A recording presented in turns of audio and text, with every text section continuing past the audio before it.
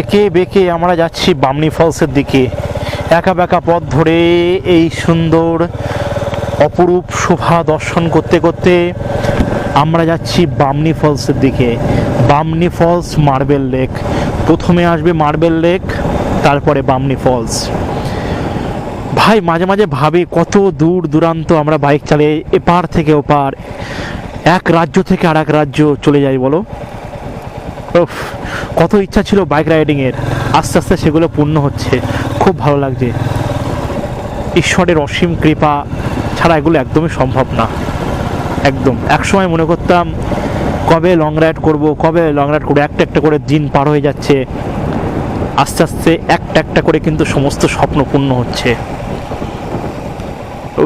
অপূর্ব অপূর্ব অপূর্ব।